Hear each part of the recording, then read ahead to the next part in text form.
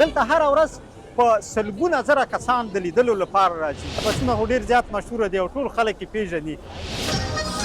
دی په خپل مینه کې ډوب دی. چا حجاب کړی دی چې څوک په یو ډول څوک په بل ډول. حاجي صاحب خوشحال طیب را سره دی. د خیرات د ټولولو هغه هنر یې بیل دی. دا ودانۍ ډېره مشهوره ده. حتی دغه تمځای هم چې دی د جان لویس په نامه مشهوره دی. توریست زیاده، مردم زیاد میان چون خیلی مارکت و شاپینگ‌های خوبی داره. دی به اوس کته رالویږي زما په نظر. ځکه حاجي صاحب ګوره زه م ورزشکار یم که او د دې ودانۍ شاوخوا 100 کاله کېږي. او حاجي صاحب دغه بسونه بیا د هغو سره فرق لري که نه؟ دا ودانۍ څومره ښایسته ډیزاین باندې جوړه کړې دغه. ابراهیم صافي د یوټیوب چینل درنو لیدونکو په سلامونو مو هرکلی کوم.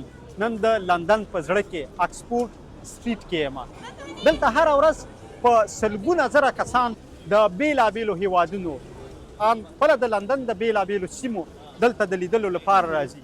تاریخي څیزونه اخلي او تاریخي ودانۍ دي. هڅه کوو دلته د یو شمېر کسانو سره هم خبرې وکړو. را سره تر پایه اوسئ. حاجي صاحب خوشحال طیب را سره دی. تاسو ټولې له غږ څېرې سره اشنا یاستئ. هغه راته ځینې معلومات راکوي. تاسو را سره اوسئ.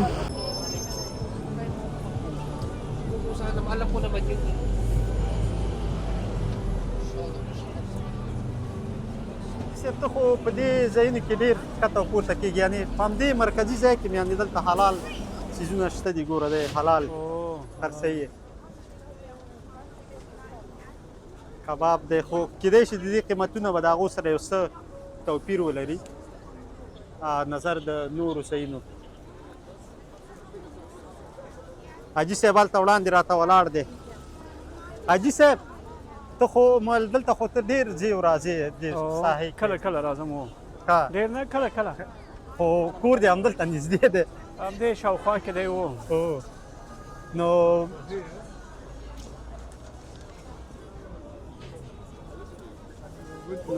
دومره بیروبار دی چې زه په دې لاره باندې کله نه راځم.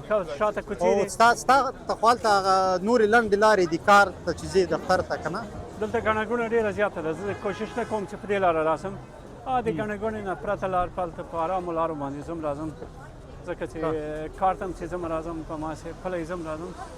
نو نه غواړم چې د ګڼه ګوڼو کې نور هم ګڼه ګوڼه ور زیاته کړو. دوی خو به کار لري، موږ خو بېکاره خلک. او تر ټولو یو شی ګوره حاجي صاحب دلته بل په زړه پورې جالبه دا دي چې دلته چا حجاب کړی دی چې څوک په یو ډول څوک په بل ډول. یعنې د چا سره دا هغه نشته ده. دا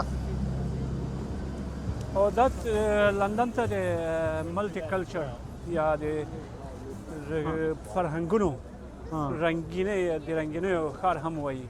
دلته د بېلابېلو فرهنګونو، د بېلابېلو ژبو، د بېلابېلو هېوادونو خلک اوسېږي، د بېلابېلو دینونو مذهبونو. خو څوک په چا کار نه لري. بلکل. ځکه د قانون له مخې هر څوک دا وظیفه او دنده لري چې باید د بل دین ته او د هغوی عقایدو ته درناوی وکړي. او یعنې سپکاوی پکې نشته. که څوک د چا دین ته یا عقایدو ته سپکاوی کوي هغه جرم ګڼل کېږي، هغه که هر دین وي. بلکل. دلته دوی دغه غرفې دلته هم شته دي حاجي صاحب. دغه د وړې وړې هغه چې دي که نه دغه هر ډول غرفې شته. دا د سوغاتونو لپاره ګورې چې داسې پرې رش دی، ګڼه ګوڼه ده پرې، خلک یې اخلي.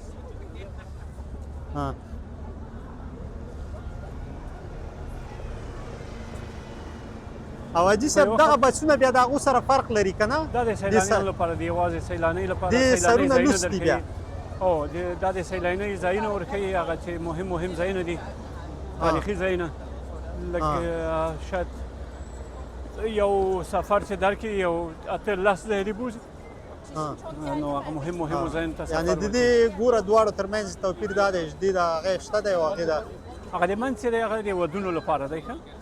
هغه لومړی چې دی د سیلانیانو لپاره دی.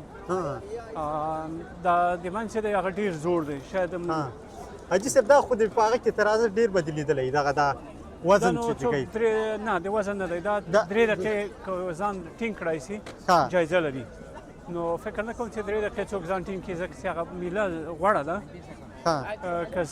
که 90 ثانیې ځان ټینګ کړي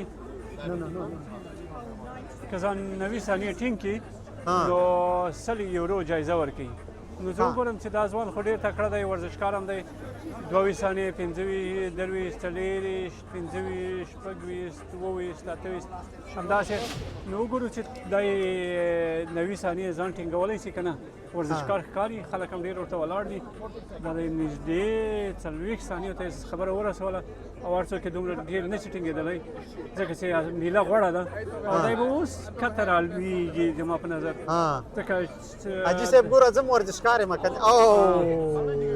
50 ثانیې وکولی ګوره زه م په ورزشکارانو کې راځم زه ور نه شم حاجي صاحب نه ته نه شې کولی زه یې نه شم کولی ته به څه وکړې زه خو سپین ږیری یم راځه چې ځو ترې بس د دوی خو همدی هغه دی په دې کې به کوم چل هم دوی کوي حتما کوم چل شته دی پکې د ګټې مسله هغه نه ده خو مسله دا وه چې کتلي مو چې څومره مونږ وګوره دا ځوان دی تکړه دی ځان ته یو څوک وایي دا چې بل ځوان هم ورته ورجګ شو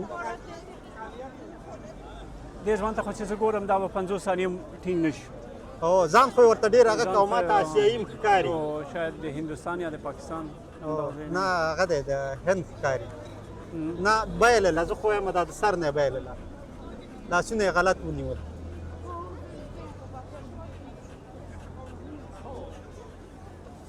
ته ګوره څو ثانیې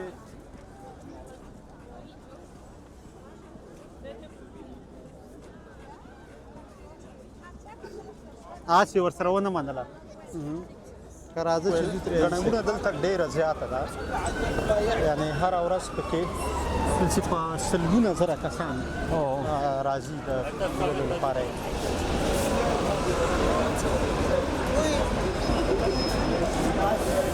او ودانۍ څومره ښایسته ډیزاین باندې جوړه کړې دغه څراغونه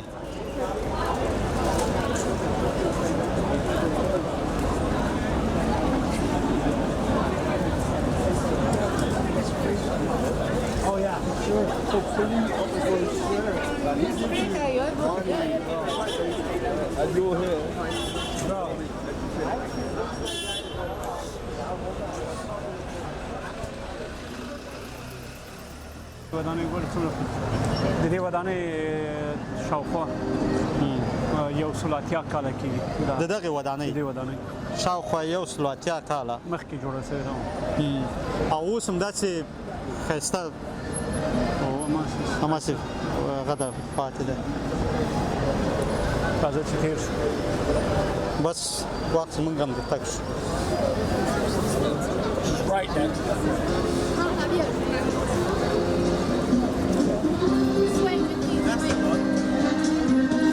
دا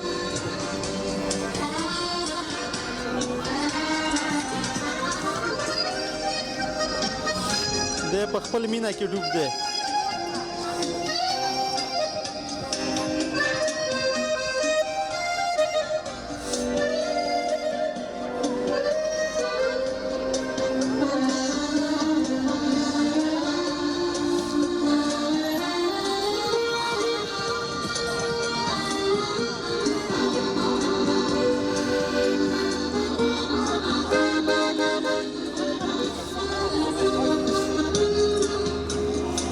د هر چا خپله نړۍ ده هر څوک چې هر څه کوي څوک درته نه وایي چې ولې دا کار دې وکړې کوي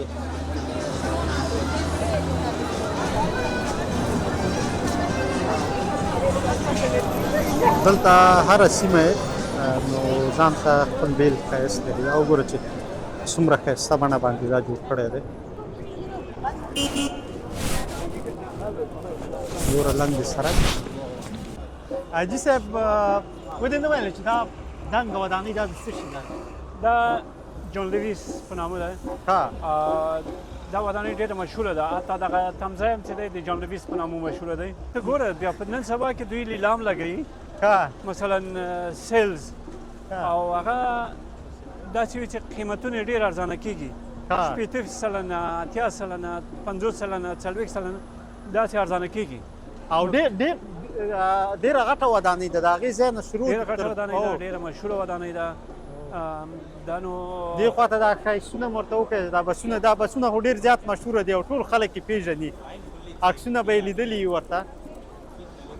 او دا یې ټکسیانې دي.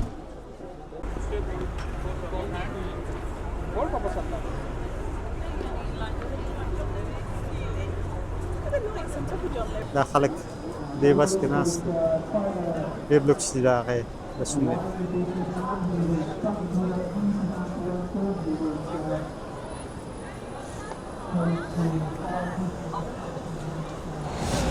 میشه اول خود معرفی کنین و در کدام منطقه ما و شما میال قرار دارین، به خاطر چی آمدین؟ ما الان اینجا در منطقه خیابان آکسفورد هستیم. ایام روزای کریسمس هستش و خب توریست زیاده، مردم زیاد میان چون خیلی مارکت و شاپینگای خوبی داره. خب همراه فامیل در اینجا آمدین؟ بله با فامیل اومدیم اینجا، داریم حالا هم مغازه ها رو میبینیم. امروز یک شنبه است و روز شنبه است، البته شنبه است و تا 10 شب باز هستن مغازه ها.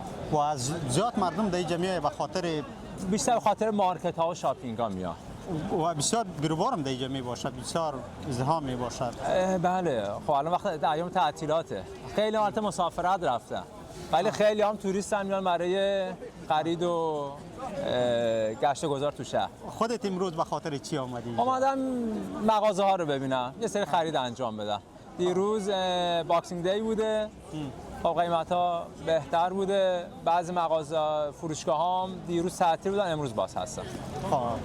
پیامتان برای مردم ایران و کشورهای آسیا تا اونجا که هستن، مثال افغانستان، انشالله سال خوبی داشته باشن، پربار باشه، پربارش باشه و در رفاه و خوشحالی باشه. نامتان نگفتید؟ من حسین هستم. بسیار زیاد تشکر حسین. ممنونم. زنده و سلامت. خوش بگذره. خداحافظ.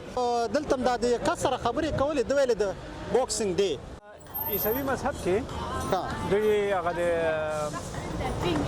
دوی مذهبي ورځ ده کریسمس، او د کریسمس په سبا باندې دوی باکسینګ ډے لري چې په هغې ورځ باندې میندې پلرونه خپل اولادونو ته تحفې ورکوي، اولادونه خپلو میندو پلرونو ته تحفې ورکوي، یو بل ته تحفې ورکوي. یعنې په دې ورځ باندې بیا په بازارونو کې هم ډېر ارزاني وي.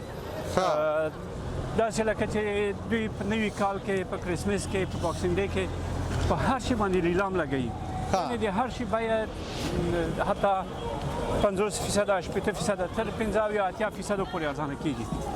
یعنې دلته بیا خلک د لمانځنو په ورځو کې زموږ د بازارونو برخلاف یو څه هغې دلته بیه ټیټېږي، خو په وطن کې بیا ارزاني قیمته کېږي. مسله ګرمه روانه ده. دوی د خیرات چې ټولوي په دغه رقمې ټولوي. ګوره زموږ د دوی د خیرات د ټولولو هغه هنر یې بیل دی.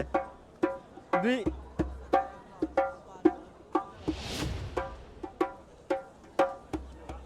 دا وګوره دې ته دلته هغه ایښي دي، دا ورته دا طبله ورته وایي، ډول ورته وایي، څه وایي، دا وهي خلک راځي ورته هلته پیسې ورته اچوي.